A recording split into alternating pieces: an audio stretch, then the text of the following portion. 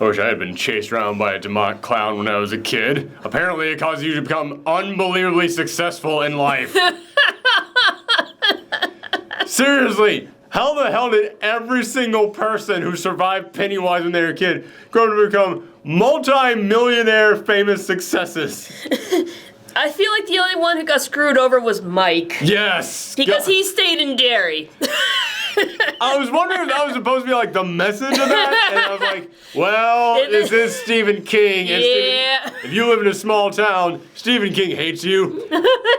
Especially if you live in a small town in Maine. Yeah, so we're here to talk about It Chapter 2, and for anybody who missed our original review on this, I freaking love the first one. And I liked the TV series when I was a kid, but it doesn't really hold up all that well. I mostly liked it because it's like, what's his face? Oh, God, Tim Curry. Mm-hmm. Tim Curry was really damn good as Pennywise.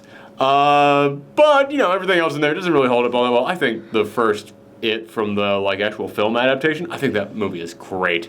I thought that movie was scary, it was funny, it was dramatic, it was heartwarming, it was a huge crowd pleaser. This one's getting very mixed reactions, though. It's mostly getting positive reactions. Yeah. I like this. I think I like this more than most of the other critics out there, but it is definitely kind of a step down. Yeah, I can understand, like, I did enjoy this. I don't think I enjoyed it quite as much as the Chapter 1, and I can understand why people like this and why people don't like this. Yeah, and I think that this movie was supposed to have come out last year, because It Chapter 1 came out 2 years ago, so I think that this was supposed to, in theory, come out last year. But it got delayed, and probably for good reasons. I don't know what the story is behind that. But I think that if this had come out last year, people might still have had a little bit more hype going into it, so they would have been a little bit more excited. Whereas, in all honesty, when I saw this was coming out, I was like, oh my God, yeah, they are doing that. I completely forgot about that. So yeah, I think that because the hype died down a little bit, I think that is contributing a little bit to people like, I guess I gotta go and see this thing. All right. But I do think that it is still a good film. It's just, okay, this is gonna come off really insulting. One of the charms about the first It movie is that it avoided a lot of the trappings of a Stephen King movie. And when you watch It Chapter 2, it's like, oh, here's where they all are. Yeah. Oh, here they go. Okay, all right. Self-insert OC, all right. Magical Native Americans, got it. Yep, okay, running down the... Like, the only real Stephen King trapping from the first one was, okay, small towns kind of suck, and bullies suck. But, you know, that's most small town movies, especially with, like, an 80s vibe to them. Yeah, it's like, most small towns suck, and all the bullies suck. I grew up in a small town, so I was like, yeah, like, I remember hearing some critics going, yeah, the bullies just aren't believable in the first movie. And I was like, what fucking town did you grow up in? Yes, they're believable. Oh, yeah, they're, like, cutting someone up with a knife. I was like, you've never, like... Well, I haven't. Maybe that's what it's like in like, smaller towns, but I kind of grew up in... There were fucking sociopaths in the school I grew up at. Yeah, man. Oh, and I didn't even go to the bad school in my neighborhood. So yeah, I saw, like, it's exaggerated a little bit in the first one, but, you know, exaggerated to, like, horror extent. I still was able to find enough realism in there for me to be able to connect with everything in there, and everything that I did think was exaggerated to levels that I thought worked. But here, yeah, it falls into a couple of the trappings that Stephen King films tend to fall into. But the other thing that I think is the real problem with this film is that this thing is bloated. This thing, I remember when we missed a showing yesterday, we're like, all right, when can we go and see the next one? Okay, it starts at 6, so we'll probably be out at like 8 o'clock-ish. And then we saw how long this thing lasts. It is 2 hours and 50 goddamn minutes long. 2 hours and 49 minutes. I'm sorry, I'm rounding up on that one. Yeah, like, almost it's 3 3 hours. Oh my God, I remember when I saw that, I just looked at it and went, why? Half the story's already told. Do they have to collect the Infinity Gems and fight Thanos at the end of this one? How is this 3 hours long? And it doesn't feel 3 hours long, but it feels like it goes on longer than it needs to. Because this is a story about the Losers Club from the first film. They all return back home, and as they return home, they're slowly gaining their memories back. For some reason, they forgot all about even each other, really. But they especially forgot about Pennywise, and then all of a sudden the memories start coming back to them. It's like, okay, we have to actually come together and fight off Pennywise. We're the ones, we swore an oath, we're the ones who have to seal him away again. It's up to us, it's our responsibility. So part of the way that they have to fight him back is they each have to sacrifice a totem. They have to sacrifice something that reflects their memories of the past. So it follows every single one of them as they go around this town finding all the totems that they need to sacrifice for this, and that causes them to flash back to when they were kids. And that's not a bad idea. It does give you some depth on these characters. But there came a point, and it was like around when they got to Ben. Because Ben is like the fourth one who has to go and get his totems. It was around the time that they got to Ben that I just went, oh my God, we actually have to go through every single character, don't we? We actually have to go. Oh man. Whew. Maybe that's why they killed off some of the kids, because they're like, oh, we can't go through. I don't know how much of a spoiler this is because one of the kids doesn't come back. Mm-hmm. One of the kids doesn't survive long enough to make it back there, and I don't know how much of a spoiler that is because it is like within the first 10 minutes. Yeah, I've always said exactly. if it happens within the first 10 minutes, then it's not really a spoiler, but yeah, they ain't advertising that at all in this. So it's like, okay, we'll avoid for the most part saying who it is, but we will have to talk about some of these people in here. So I was like, all right, you might be able to put the pieces together and figure it out yourself. But yeah, with every single person, they have to go back to where they have a memory in this town. And then they have to have a flashback to how bad they had when they were a kid. And then they have to have a flashback to Pennywise chasing them around when they were a kid. And it's a long series of just doing that 6 times. Mm-hmm. And man, I like these actors. And I think that's the big saving grace of the bloat in this film is that, yeah, it goes on way too long, but I didn't mind hanging around with these people because they are insanely talented actors. And I gotta say right now, every single one of them feels like those kids grown up. Mm-hmm. They immensely feel like, especially Eddie, that was the germaphobe, right? Yeah. Eddie, 100%. I was like, did that kid just go through a growth spurt over the past year? Is that why this thing got delayed an extra year? Is because you had to wait for that kid to go through puberty? Because that feels like that exact kid grown up. But also Bill Hader in here is Richie. Yeah, he's the jokey one. He really matches up as well in here. But everybody, I was genuinely shocked at how well they line up, especially like even Ben. Ben changed the most physically, going from a kid to an adult. And a lot of these other people, you look at them, it's like, yeah, you kind of look like, you kind of look like that person growing up. But they had to get someone who looked like exactly different from Ben. And Ben even like has a psychological metamorphosis because in It Part 1, he was the new kid in town. Everyone was picking on him for being the new kid. He felt like an outsider. He listened to New Kids on the Block. None of that stuff really fits him being an adult with an established career. Like, he's not still listening to New Kids. He's not the new kid at his job. No, he is an architect, I believe he is, and he's like a multi-billion-dollar super... Because everybody is a massive success. That was the thing that I kept looking at. I was like, can't one of you have been a fuck-up? Like, can't one of you have screwed up in your life? But it's like, their childhood was already fucked up. You kind of like want to see them like... Yeah, the only one, man, you feel so bad for Mike in here. Mike's the one who stayed behind, right? Yeah. Okay, I'm mixing up the names of everybody. You feel so bad for Mike because you're looking around and it's like everybody left Derry and they all like got something incredibly good to happen to them. Or at least they all became successes in one way or another. Mike just stayed in town and dedicated his life to, no, I'm gonna hunt down that clown. I know it's gonna take 27 years. I'm gonna prepare for 27 years. Man, that guy. But at the same time, it kind of like drives home like the point, like you can't just leave the past behind or something. Well, what like I'm saying that. is like, yes, one person had to stay behind and do that. But I kind of hate that it was Mike who did it because one of my complaints about the first film, and I, again, really love the first film, but one of my complaints is I felt like you got a lot of stuff on every single one of those characters. Except for Mike. Mm-hmm. Mike, he does have a backstory. He definitely has a backstory about how, like, he was in a house that got on fire and, like, his parents died and he had to see his parents die when he was a kid. Okay, traumatic backstory, and you're picked on for that. Okay, well, no, you're picked on because it's a Stephen King movie and there's boys. They're going to be racist in here.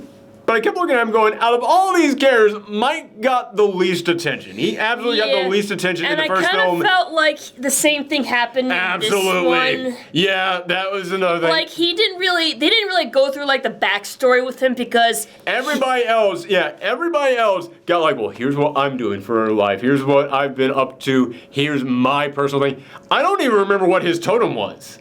I've completely forgotten what his totem was.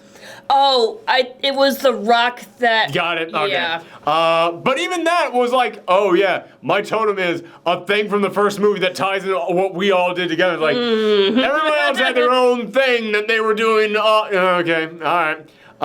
Yeah, Mike definitely gets the short end of the stick. Well, not as short as some of the other kids. Really? Well, the kid who died. Okay, well... well... In all fairness, I will say this. When it got to that kid, and like before you see them as adults, you see them in a flashback. I remember looking at the kid in the flashback and went, who are you? I don't remember you at all from that first movie. And as the movie went along, we got flashbacks. I went, oh yeah, now. Yeah, he was the other one who got not as much screen time. Yeah. I remember. I was like, oh, I remember you. It was like, you're not the germaphobe. And then they're going to like what his backstory was. Wow, we're pretty much just spoiling it at this point. All right, fucking man. If you haven't figured it out by now, again, it's in the first 10 minutes. And I've always said, if it happens in the first 10 minutes, it's not exactly a spoiler. That's just the setup for the actual movie. But here you go. I've forgotten his name already. Stanley, yes. Stanley, he doesn't make it back to town. And yeah, they're going to what his character was from the first film. And I went, no, you're not the germaphobe. You're not the jokey one. You're the, what were you again? Oh, you were the Jewish kid. You were the Jewish kid, yeah. Because again, if it's a Stephen King film and you're not a white person, then he's going to point at you and go, yeah, that's what your entire character is. Like, all right, yeah, great. Stephen King, not as progressive as he likes to think he is. No. Yeah. Progressive for 1980s. That's his moniker. But yeah, he had other things. Like, I remember he was a coward. That was, like, his big thing. Yeah. Which carries on into this one. I won't really go into details, but at the end, like, there's a little bit of information about, like, what happened to him. And I'm not going to go into any further details because that's definitely spoiler material there. But yeah, his whole thing is, I'm afraid. And yeah, that's really all there is to that character. Yeah. Wow, sorry, I was trying to think of something else to say to him. I was like, there's not really much else to say about how there's nothing else to say about this kid. But yeah, everybody comes back together, and again, talking about how everybody really matches up with the kids that they portrayed. I heard that all these people like actually hung out with the child actors to try and like get into their heads, which you can tell. It actually came across. Like, there was a moment in there in which, Professor X, what's his name? That actor. God, I'm forgetting his name, the actor, but the main kid, not Ben. Billy? Billy, yes, I remember it started with a B. But, yeah, there is a moment in there in which it's a shot of him as an adult, but it's a shot of him underwater swimming around, and it's in dark water, and I looked at that, and I actually thought for a second, did they put the child actor back in there? Like, I literally thought it was like some mental thing that Pennywise was doing in that shot, was doing in that scene of where it's like, oh, he falls in the water and now it's like a flashback to him as a kid or something because, you know, his brother drowned in the sewers. So now it's like, okay, so maybe this is like his childhood fears coming back, so they got the child actor to come back. No, that's not Ewan McGregor. What the fuck is his name? Professor X. That's Professor X in there, everybody. Yeah, I remember looking at that moment just like, oh my god, wow, they really nailed these kid actors matching up with the adults in here. I'm really impressed with Mike on that one. Because the actor who plays Mike is Isaiah Mustafa, or better, or as some of you might know him, the Old Spice guy. Yeah, I remember when his name popped up in the credits, I just went, I know that name, and I think I know that name for this reason. But when he actually pops up in here, I went, no, that's not him, that's some other actor I'm thinking of. No, I was thinking of that actor. But wow, you do not see the Old Spice guy in here. You see Mike from the first film, all grown up. So yeah, the acting in here is great, and it does get really emotional, and it does get really deep into these characters' backstories when you're going through like each of their past and their flashbacks. My problem just simply is that, yeah, man, it takes too long to get through all that stuff. This is, wow, Peach. Go on, Peach, stop it. You're interrupting the movie. That's why we can't take you to the theater. You just want to lick everyone's face. But yeah, my problem is just simply that it takes too long in that middle part. Like all this stuff of them coming back together, okay, that's pretty cool. Then they have to go out and get their totems, and I'm just like, yeah, dude, we saw a lot of this stuff in the first film. There is some new territory, like when Richie has to get his totem. That's actually some new stuff that we hadn't even seen. In fact, I want to go back and watch the first film again to see if any of the stuff in there is actually even hinted at. Yeah, because like... I was surprised at that moment. But in this film, I bought it. In this film, I was actually like, oh, wow, yeah, I see that now. But it does make me want to go back and see the first film and go, I don't remember seeing any of that. Yeah, exactly. Yeah, it does make me want to go back and check that one out again. So yeah, that's great what they do with him, but like Eddie, that scene wasn't important at all. I really felt. I mean, there's something that happens in that scene that actually comes back towards the end, but it didn't really. Like, I didn't really care about that scene. It was just kind of boring. Like, yeah, okay, we've been here. The stuff with Billy, that was actually a nice little cameo that they threw in there. There's a little Stanley cameo in this film. But aside from that, no, they set up... Did you just say Stan Lee cameo? Yeah, it was a joke. Oh, okay. I was like, wait a minute. No. I didn't mean Stan Lee pops up in here. I meant as in, like, Stan Lee cameo as, like, an adjective onto cameo. Okay. It's like, yes, that's, you know the type of cameo that I'm talking about here. Yeah, that was a nice little cameo. And they do set up more stakes for him. They give him like another thing he could possibly lose there, so that could play into another scene later on. But again, I was looking at it, it's like, man, a lot of this could be cut. A lot of this you just take that out, take that out, take that out. Yeah, a lot of this is not necessary. I honestly felt. So that was kind of my problem with the Millers. I wasn't bored. No. But I was aware of the amount of time I had been there. That's the best way that I can describe it. But my other kind of problem with this, and let me just go ahead and say, I did like this film. I did like this film. I'm glad I saw it. I think it is a pretty good follow-up to that first film. But there are problems with it, and one is just how long this thing is. But the other one is, I wasn't the biggest fan of the ending of this. Which is a running gag in this entire movie. Because people hate the original It ending. That is... Stephen King is notorious for not being able to end his books. And the It book is like well known as the worst ending he's ever written. And there's actually a running gag in here where, what's his face? Billy, he's grown up to become a writer because if it's a Stephen King story, one of your main characters is going to be a writer. And one of the running gags with him is everyone hates his endings. And I was actually, I always wanted to applaud Stephen King for allowing that to be a joke that they just hit him with over and over again because they're like, he knows that he's making fun of himself in this, right? Like, he knows that's what they're all doing in here. And I will say, this is better than the original It ending. This is better than just Cal tipping the giant spider over. Spoiler for that. But I still thought it was not great. Yeah. It was okay. I mean, I don't even know how I would have ended it better, honestly. It's one of those things where it's like, I guess it works. It's fine. Yeah. But it's like, you have so many other really good things in this film, and especially in the first film. So to have it just kind of end like, oh yeah, I guess that's how that goes. Sure. Yeah, all right, fine. It's also kind of weird when you know all about the Dark Tower and like, how all this like connects together and how Pennywise is actually an alien from another dimension. That's weird when you have to like consider that stuff. But I think most audiences aren't going to have that going through their minds when they're watching this. But yeah, it just kind of ends in that way of like, oh, sure. Yeah, that works. Fine. It's okay. I don't want to use the word disappointing, but it's not great. It's just kind of okay. Okay, like your standard ending. It's like, yeah, for that kind of situation. In all honesty, it's one of those things where it's like, yeah, I guess that's how this ends. I guess that works. Fine. It didn't blow me away, but whatever. And again, it's better than the original. You gotta give it credit for that. But I will say, after that, there's like the little wrap-up stuff. I thought that was great. The wrap-up stuff actually brought a tear to my eye. I actually got very emotional at the end of this thing. Part of it has to do with the acting, because everybody is selling the crap out of those lines. But another part of it is that it is this finale to these characters, and even though this film is long with how much it just crams in there of, this is this character's backstory, and this is what you need to know about that character, and this character, and that character, it does kind of work.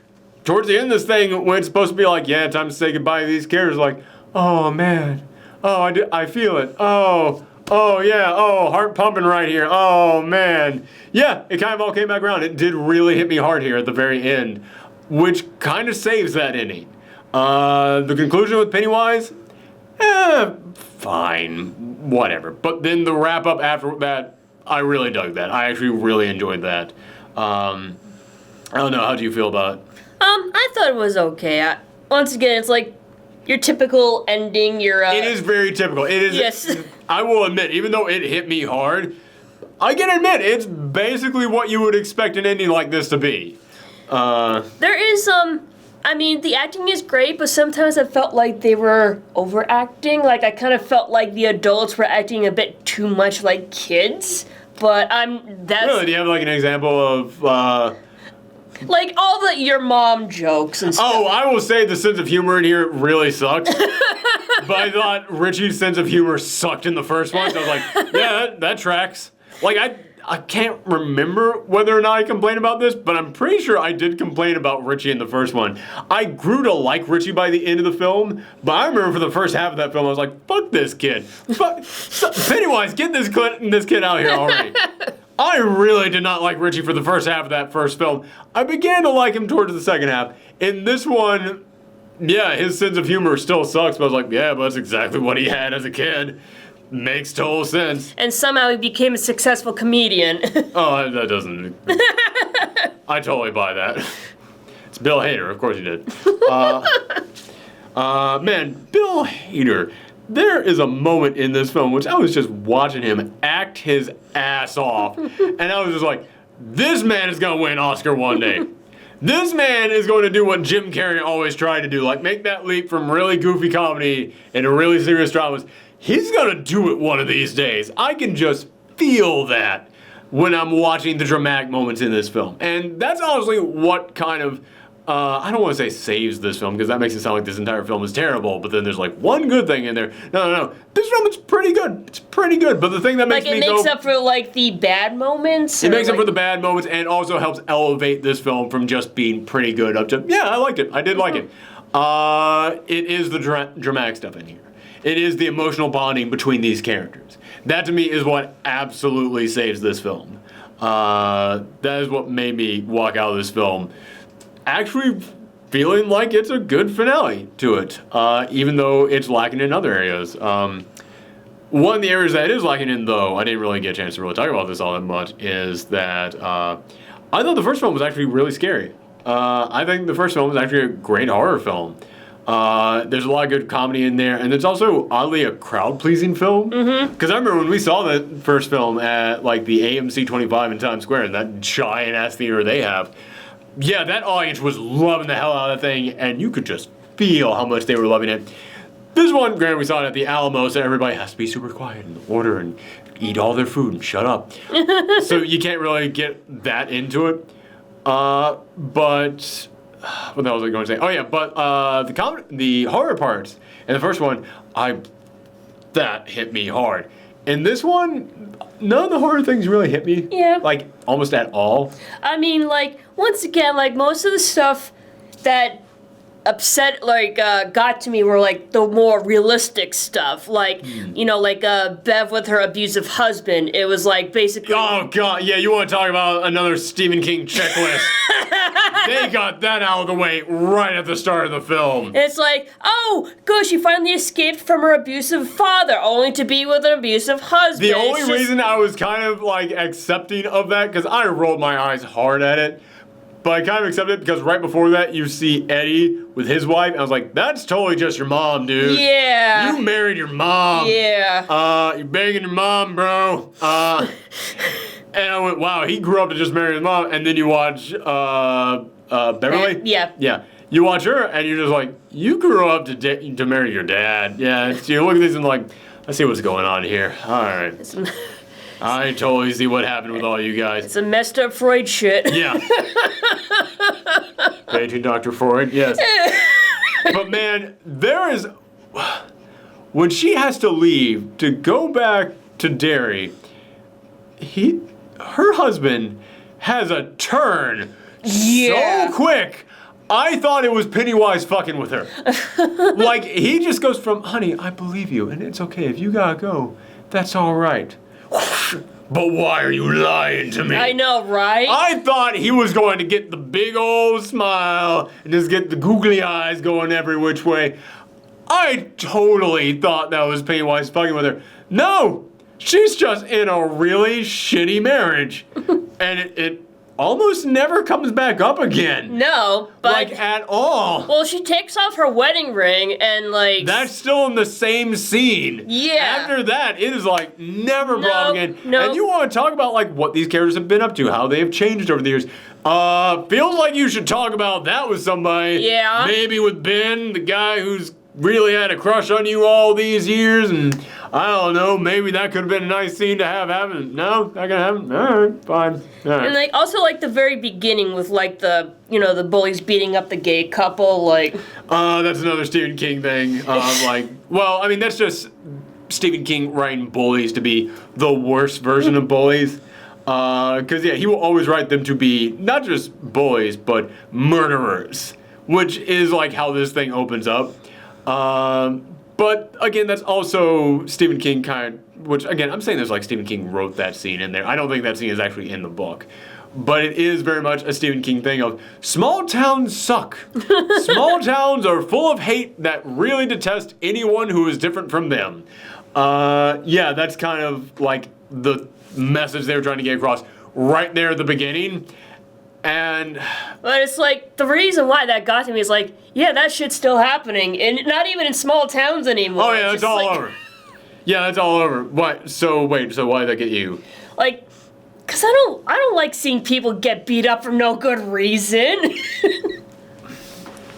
I can understand that, but it's definitely him trying to come in here and just like paint a picture of how much the world sucks. So are you saying like you don't want to see like realistic stuff? No, it's like, I guess what I'm trying to say is, it got to me because it was realistic. Okay. Yeah, like, I'm not really afraid of, like, things that are, like, aliens and stuff. It's the realistic stuff that gets to me. I see what you're saying. Yes. Now. Okay. Yes. I see what you're saying in there. Okay, so you're saying that, like, you came to watch a movie about a big, scary demon clown. You didn't come in here to be reminded of how fucked up the world is. Yeah, pretty much. Okay, I see that. All right. Oh, Peach, be careful. Be careful, buddy. There you go. Almost flopped over. Okay, yeah, that almost did feel a little bit jarring because it did feel, I will admit, that did feel jarring at the beginning because it did feel real. Mm-hmm. Like, it did feel a little bit too like, oh shit, like, why do I need to be afraid of the clown? Yeah, exactly. Like that was kind of the feeling I was having. It's like, shit, man, why do I need to be afraid of Pennywise when these assholes are out here and nothing's gonna happen to them? Like, they never come back in this movie. No. Which, the bullies in the first film, they come back around. And I don't just mean in this one, I mean in the first film, the bullies come back around and that, like, Pennywise kind of, like, targets them and picks them off and goes to them to be his servants. Yeah.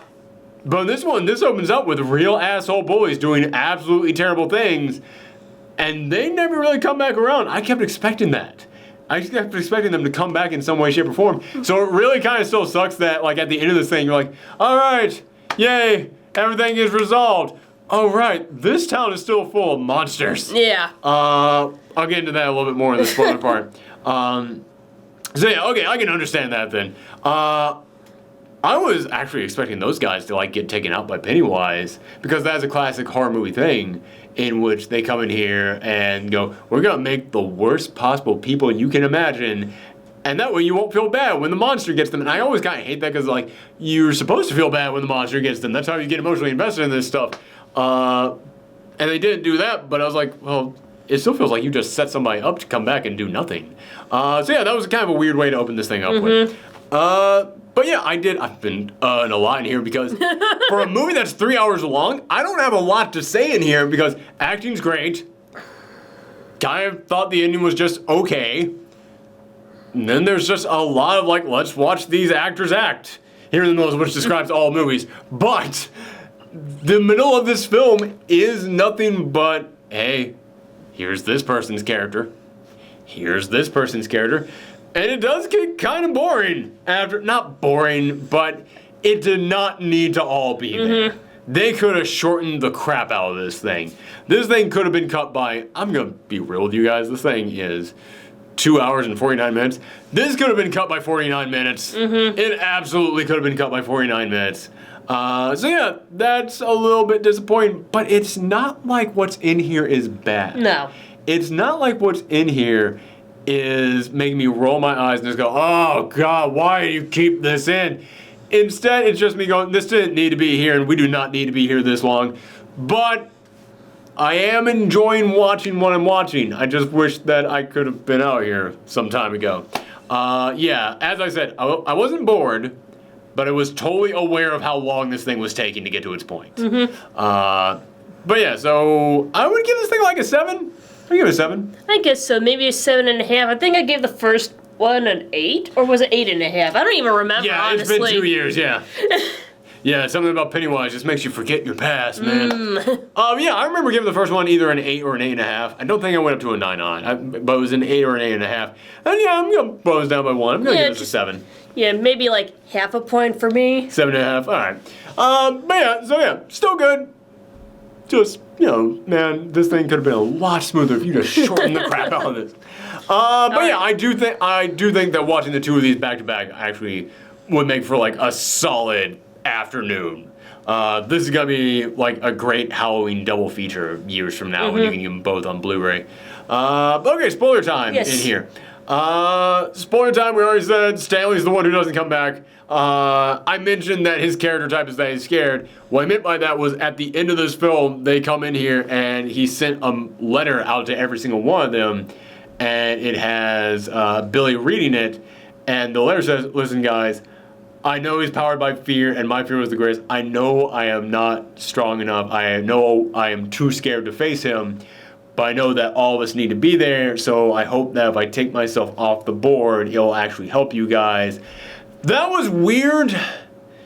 I don't know how to feel about that, because on the one hand, it's like, oh man, he's making the heroic sacrifice here. But on the other hand, it's kind of like they're coming in here and they're literally going like suicide, just the coward's way out, because he was the coward and this is what he decided to do rather than facing Pennywise. Like, I don't like that message. I don't like that message at all. But I don't know if that was your message. There's a lot of messages in here that I'm like, I don't know if I'm okay with that. Yeah. For example, like there's a lot of comments made in here about Ben no longer being fat. And Pennywise is constantly making fun of him for that. Constantly calling him fat boy. And I'm like, well, I don't have a problem with that because Pennywise is the villain.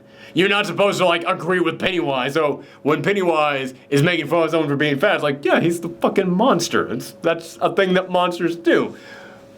But then there's also just so many fat jokes in here, like, constantly about, like Eddie's wife. Yeah. Yeah, and I was just constantly just sitting there. It's like, seems like you're trying to have your cake and eat it too on this one. Seems like you're trying to go, like, yeah, the bad people, they make fun of people for being fat. Also, the heroes make fun of people for being fat. It's like, I don't know what the message is on this one. Yeah. Yeah. There's a couple things in there like that. None of them are big. None of them are things that just break the film for me. But they are those things that just like, all right, pump your brakes a little bit. What was this thing right here? What was the point of that one? Right there. Just curious, real quick. Any other spoilers in here? Yeah, let's talk about how Pennywise is actually defeated in this one. Because in the first one, he turns into the giant spider and they just like tip him over. Yeah. In this one, I was honestly wondering if they're going to do the giant spider. And here, he's like a clown version spider. He's like a spider centaur. Like, basically, in Wreck-It Ralph, when Candy King became infected with the virus. Yeah, kind of like that. So, yeah. Oh, wow, yeah. Yeah, that's basically the best way I could think of it. I remember when we reviewed Wreck-It Ralph, I actually said, if you have a fear of clouds, this one's going to get to you. Yeah, he is exactly that. Yeah, it's like a spider centaur where like the top half is still Pennywise, but then the bottom half is spider, but it's still a spider with like the frills on his legs and everything, and he's still got like the polka dot outfit on. It's like, okay, that's actually like a good compromise. Like that's what happens in the movie. People are expecting a giant. That's what happened in the TV show. That's what happened in the book. People are expecting the giant spider, but they kind of hate the giant spider. How do you do this? Oh, okay, so it's let's make a giant spider clown. And then but it's also that he doesn't just come out as, I'm a giant spider now, kids. No! They all go right for him, and then each of them like fall into some nightmare scenario. Yeah, like they get split up, and then like they end up in like their own like fears or something like that. Except for Richie and Eddie, who just kind of run into a gag. Yes. Which is a pretty good gag. I gotta give them that. That was actually a pretty good joke in there. I like that one. But yeah, you've got Bev. She's in the bathroom stall at school, and all the people who abused her as a kid, they're poking their head in there, just like screaming stuff out at her, and blood is just filling up the bathroom. And then you've got Ben inside the clubhouse. Which is weird that they built an underground clubhouse. Yeah. That was very odd to me. But he's in this underground clubhouse from where he's getting, and the walls start caving in, like dirt is like starting to sink up and swallow him whole. I really love how that one ends with Bev breaking out and reaching down and grabbing Ben and lifting him back up. Who is it that played? Who was it that played Bev in here? She is a big name actress. I keep forgetting her name.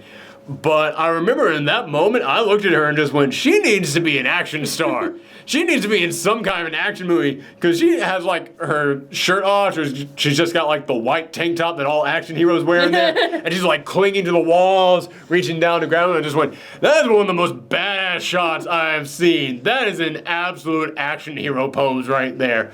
Yeah, she was badass in that moment. And then you've got, God, it's going to bug me that I keep forgetting his name. But Professor X, he goes back to the scene from the first one when he went down to the basement and he saw his brother, and now he's there watching it from a different angle, and basically he has to overcome his fear of blaming himself. Like, he'll overcome his guilt. Yes, that's it. He has to overcome his guilt. And I thought that was a really good scene in there, too. So yeah, the big spider, whatever in there. It's better than it was in the original. But they threw in stuff for each of them to do in there that I liked. I especially love the moment where Richie comes back around with the rock, throws the rock at him, and he's like, oh yeah, yippee-ki-yay, and just instantly is just frozen by the weird alien space lights. Like the Deadites? The Deadlights. Deadlights. Deadites are Evil Dead. Yes, I'm getting my horror movies confused. Yeah, I'm like, if there were Deadites in here, I would have noticed. Oh, that's the crossover we need. Have Ash go to Derry. Yeah. He's the one who actually defeated him in the extended fiction either. Actually, 1986, the first one was 1989. It would line up with the first two Evil Dead films. He could have been there at that time. Someone make that comic book. Come on, Dynamite. I know that you're desperate to slap Evil Dead on whatever you can. Let's see. So, I enjoyed that part, but it got to the moment in which they had to figure out a way to make him small. And I was thinking, okay, where's this going? And the way they make him small is they just go, yo, we're not afraid of you. No, you're just a clown. We're not afraid of you. And basically, they bullied him. Like, they basically took the abuse they've been getting all these years and fed it back to him. So I kind of appreciate the cyclical nature of that. Like, okay, this is like, now you know how it feels. I get that. But I also kind of looked at it and went, man, that shouldn't work. Because Richie just a moment ago popped up there with a rock like, yeah, come on, fight me. It's like, Richie wasn't scared. And then he got stuck in the deadlights and was about to be eaten like a Venus flytrap. So I kind of have a problem because I was just like, oh, so, well, then why didn't it work before? Because I guess maybe because, like, Eddie, like, speared him Pennywise, so, like, maybe he was, like, injured. Maybe he was vulnerable then. Yeah, because, like, he threw, like, the fence pole into, like, Pennywise's mouth, which is where the light was coming out of, so maybe he couldn't do the light thing with the Which, in theory, it should have just gone straight through him, because it was in a hole all the way from the front to the back. Oh, maybe, I don't know. But alien science! I'm not questioning it, whatever. I'm not questioning it. Questioning it a little bit. Yeah, it's one of those things where you look at and you just go, okay, it works, but I don't know. I was just kind of expecting something a little bit bigger, I guess. Because, I mean, the way this ends is Pennywise just shrivels up and just, no, I'm so sad now.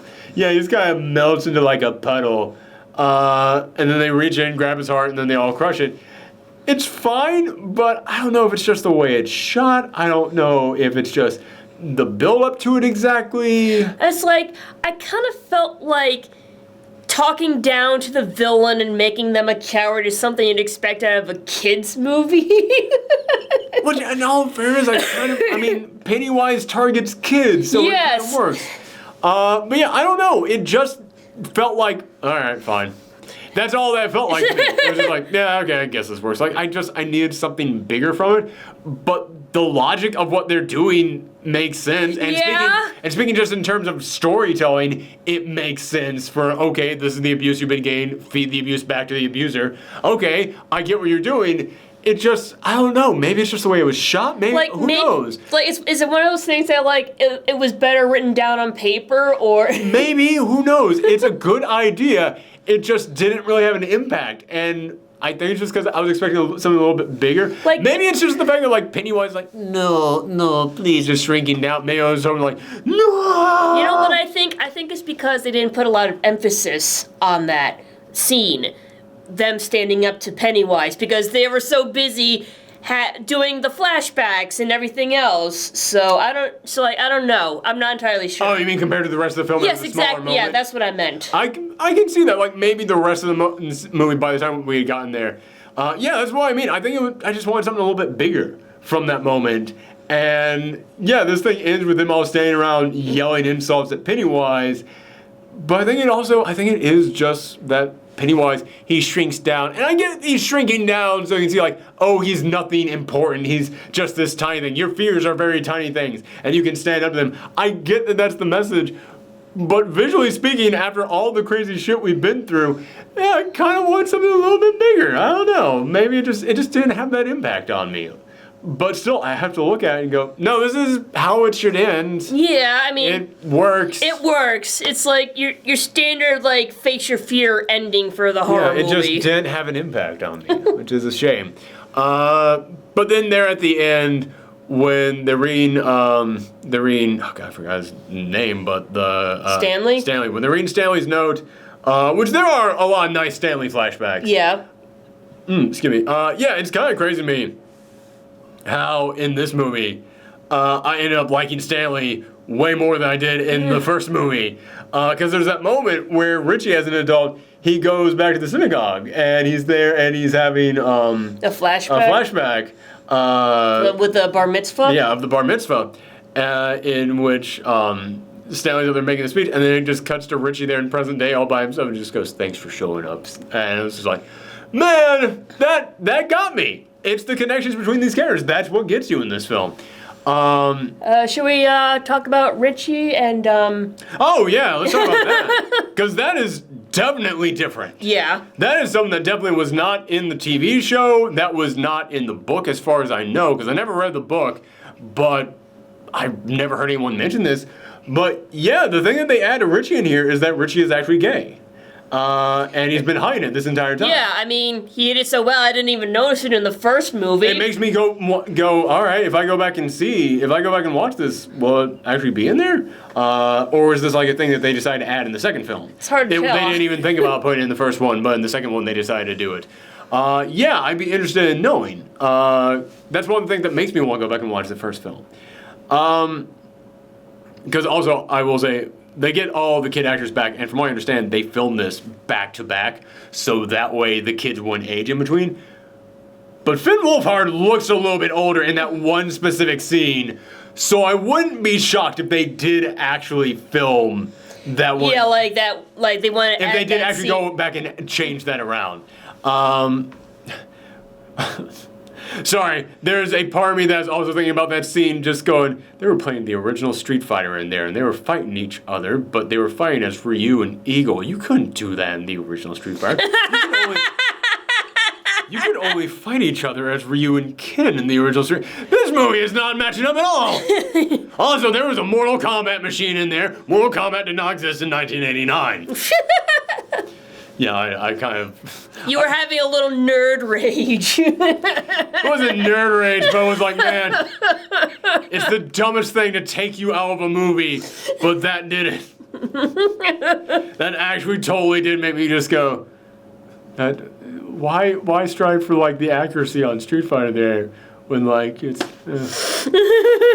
Also, it is very weird to me that this is a Warner Brothers film, and Warner Brothers owns Mortal Kombat, but they still had him play Street Fighter in there because they knew that Street Fighter existed in 1989 and Mortal Kombat did not, but they still decided to put the Mortal Kombat machine in the arcade so that they could get the free promotion for Yeah, that's the thing. Warner Brothers loves to promote themselves. I mean, they like Billy, his book was being turned into a movie, and guess who the studio was? It was Warner Brothers. Who was the director? Because the audience laughed when the director came in, and I just looked at him going, yes. I have no idea what's going on right now. I don't know. I don't know who that director was. I don't know. Do you have like IMDb? I'm not gonna. This is gonna take forever to look up.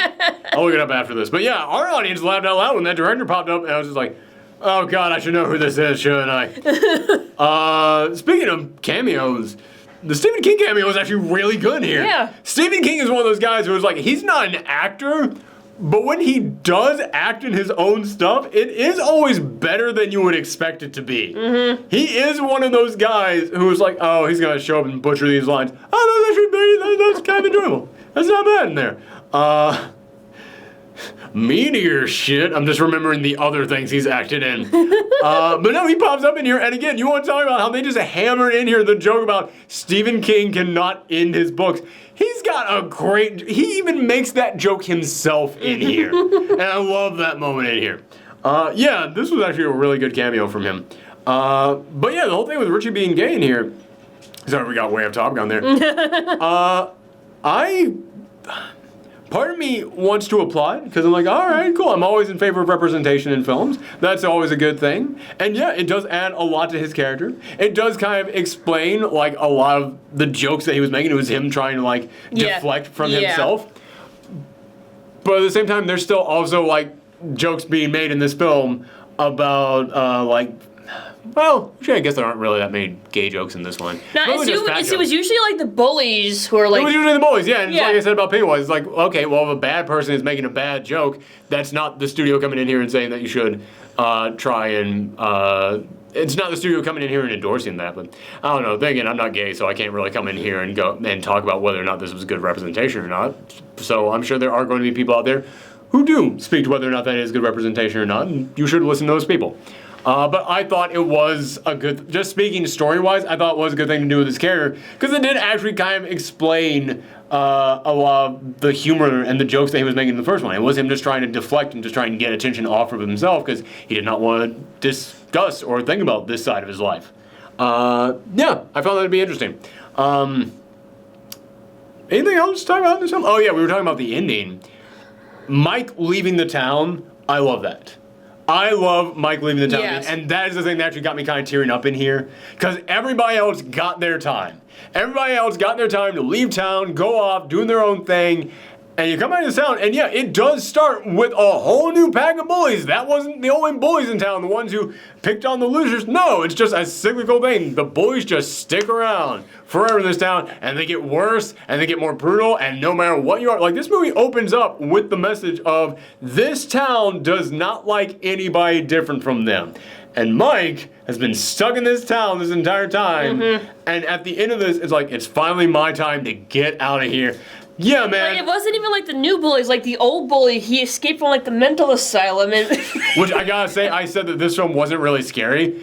The zombie of the old boy is legitimately creepy. That thing is great in here. That thing actually really got me. But yeah, this guy, he mentions, like, I've been talking to people around town, at least anybody who will talk to me. Yeah. And you can just tell, it's like, okay, on the one hand, it's the same problems that you had when you were a kid. Of, like, you know, racism, but also the story of your childhood of people thinking that you burned your family again. Yeah, you have always had people in this town point at you like, oh, don't talk to him. Like, they even have that in the flashback, where people are like, oh, don't talk to him. Oh, no, that's the guy who killed his own family. He burned him to the ground. And now we spent 27 years running around like, have you heard stories about Clown? Have you? And so yeah, even people who didn't like point at him and blame him for that, are like, oh, don't talk to that guy. That guy's a weirdo. This guy finally gets to leave town and live his own life. I'm finally done here. I can now leave. I can now move on. Yes, exactly. So yeah, that really got me. But also, it was just them talking about the connections that they had with each other. And it was in that moment that it really hit me. Man, even if I have problems with this film, even if I had problems with the first one, no matter how much I liked it, yeah, you really do get that sense of these are characters that you have been on a journey with. You have grown and bonded with these characters, and you have watched them grow and bond with each other, and you have watched them develop. And yeah, it really hit me hard. That ending really did something for me. Not so much the thing with Pennywise, but like the emotional thing at the end, which that I feel is almost even more important because that's what the entire film is about. So, yeah, I really enjoyed that. Anything else spoilery to talk about here? I don't know. Yeah, I think we pretty much covered everything. Yeah. But yeah, thank you guys for tuning in. Next week is I have no idea what comes out next week. We are in September. Yes. The time of the year when they're like, all right, it's not quite time to get into the holiday season. Summer movies are over with. Yeah, so who knows what's coming out next week. I'm sure there will be something out there. But we'll be back to talk about one thing or another. But make sure that you come back for whatever it is we talk about next week. So thanks for tuning in, everyone. Come back next time. Bye. Bye.